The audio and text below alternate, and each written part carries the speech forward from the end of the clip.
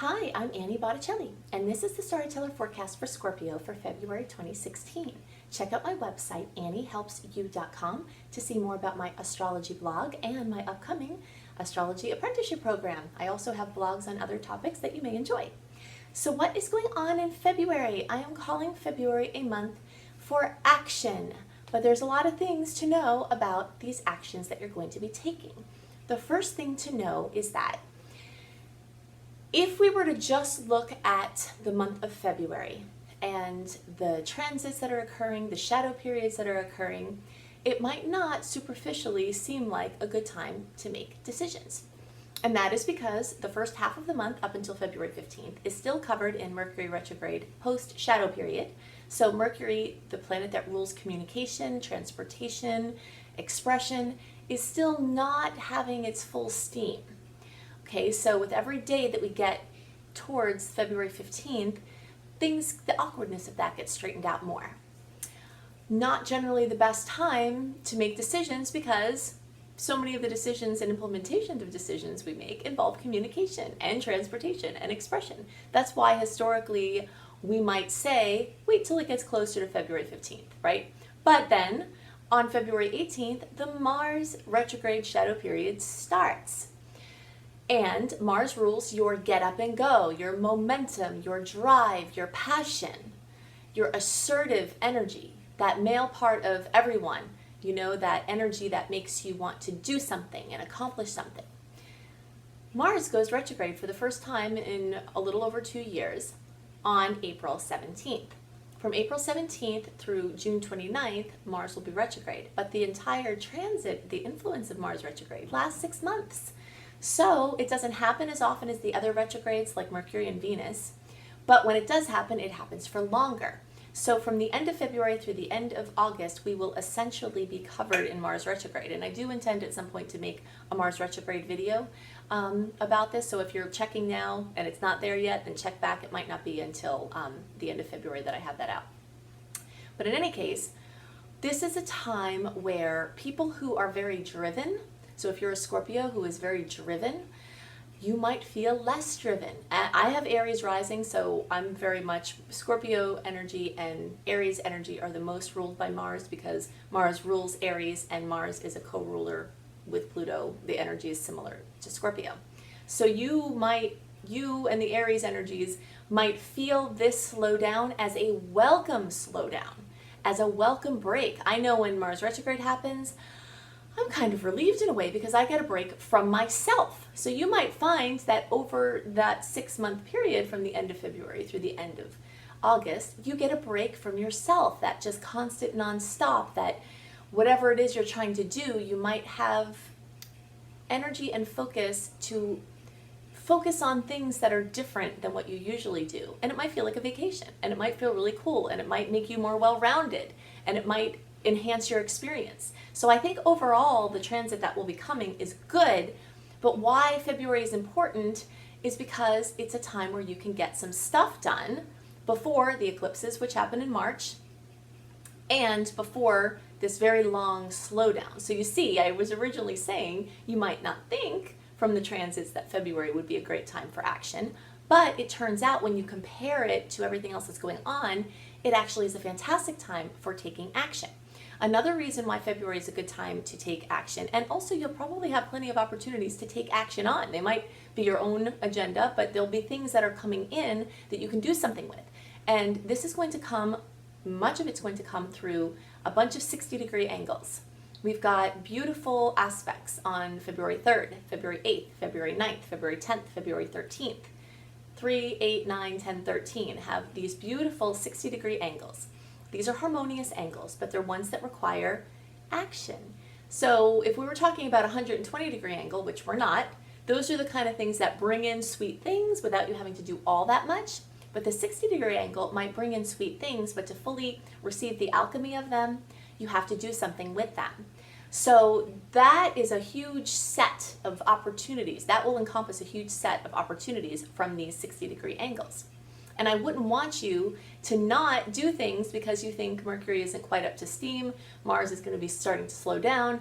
This is the time when Mars is the strongest it will be until August. And February, the beginning of February might have Mercury retrograde, but it's waning, or shadow, but it's waning every day. So you see, it's the minimal influence of those transits that are still occurring.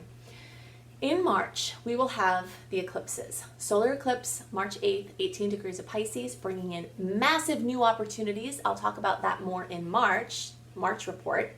And then March 23rd, there's the lunar eclipse, which will close things. This is in 3 degrees of Libra. There will be endings, there will be completions, there will be coming to fruitions. And a lot of times this is life-changing information. February is also prime time to start receiving the news and the information and the opportunities from the eclipses, because up to 6 weeks before the eclipses actually happen, there is this prime period where you can start to receive the news and start to feel the energy and see the direction that these changes are going to take you. So the most important thing to note the first important thing to note is February is the time for action. Second thing to note is that this is also going to be a period of time where in these months, February, March, into April, you're going to get to see if there is a large disparity between your personal plan for yourself, your agenda, and the divine plan. Okay, so February is great to follow through things that you think you're supposed to be doing, that are on your goal list for yourself. But when the eclipses come, they often wipe those things completely out. They bring news or information or opportunities or situations that take you what seems like completely off course. And if that happens, then you have the choice to not resist it. The pain and the difficulty, most of the pain and difficulty that humans have in the world comes through resistance. So when these active cycles are occurring astrologically, they can be much easier for you. They can be much smoother. You can have a better quality of experience if you just notice, hey, this is really different than what I was trying to do. And instead of latching on, which Scorpio energy is really good at, latching on and forcing it or holding on to it, with nails clawed in, if you just leave some flexibility and let the transit do what it's doing and see where it takes you, you'll see in the long run, the wisdom of why things happen the way they did.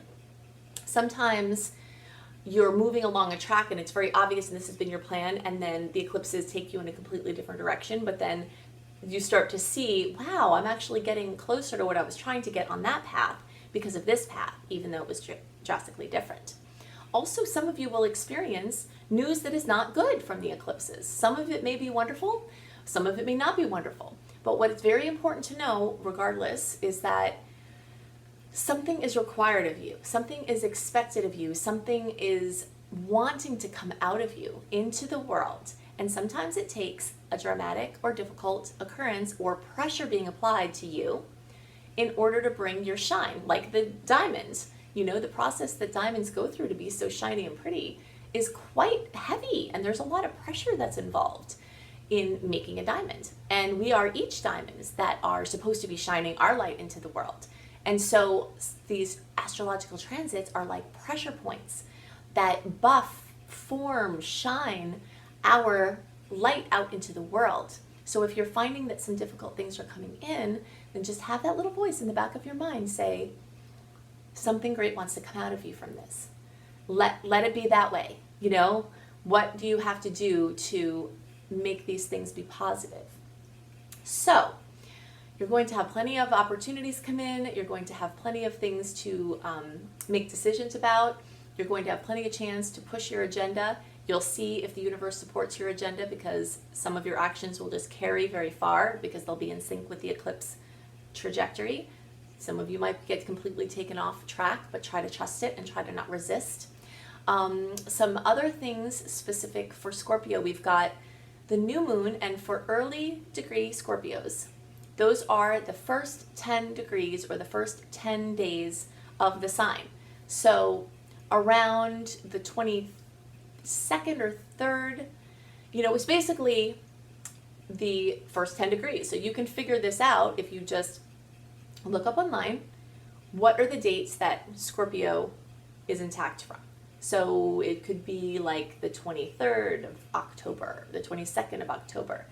Those first 10 days are early degree. The second 10 days are middle degree. The last 10 days of the sign are late degree. And it's the same thing if you're watching for your ascendant or your moon sign. 0 to 9 degrees early, 10 to 19 degrees middle, 20 to 29 degrees late, in there. And if you're on the cusp between an early and a middle to late, it might not even make a difference because you're going to be feeling it on either side. Okay, so now we know what the early, middle, and late degree placements are. Early degree placements, you're going to have this occur, this sun movement and the new moon in your 4th house. So that's bringing new opportunities, new focus, new warmth on things involving home and family and upbringing and childhood. Then, and also actually literally for houses, housing projects or work in the line of having to do with houses.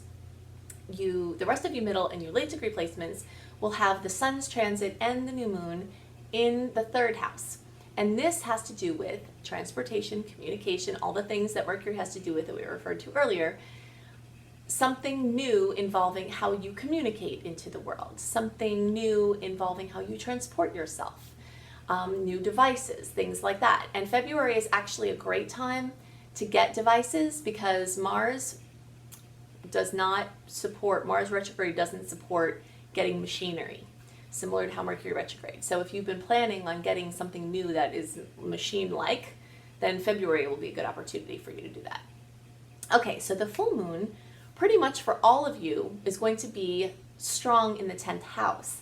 So full moons can bring drama, things coming to a head. So this is career, work, job-related things having to do with authority figures, father figures, things involving fathers. Sometimes mom can show up here if they have a strong, paternal influence to you. So something coming to fruition. Sometimes it's going to be a challenge or a conflict. But sometimes it is recognition or an accolade or something you've been working on. You get seen for it. Early degree Scorpio placements, so the first 10 degrees or 10 days of the sign, you have Jupiter transiting your 11th house. As of January 7th, so whenever you're watching this, if it's before then, check back onto my blog. And if it's after then check to my blog now. Jupiter, I'm posting an amazing, thorough Jupiter blog. So you can look to see if you're an early degree placement, what Jupiter in the 11th house can bring.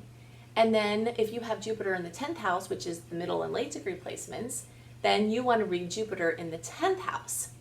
So 10th house, for many of you, is being supported not only by the full moon, but also by Jupiter's transit. And Jupiter will not have its full steam at that point, but often things that you did in the past will come back and be recognized at this time. So at the end of the month, you might see that happen. So those are the highlights. If you're interested in having more highlights, then definitely subscribe to my email newsletter. Go to anniehelpsyou.com and you can subscribe to that. And I write a month before the upcoming month a written version of some of the things that I tell you on the horoscopes, but then also additional information that you have written down and organized for picking dates and stuff like that for things that you want to do. And definitely check out my Shine program, which is my 28-day virtual coaching program, which is available on a sliding scale.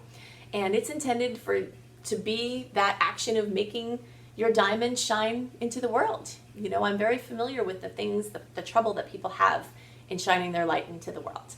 And I want to help you. So check out that. You can go to anniehelpsyou.com, click on programs, click on Shine. Definitely check out my astrology blog. There'll be different things getting added there all the time. And I write on other topics as well. So I hope you have a wonderful February, and I'll see you next month. Bye.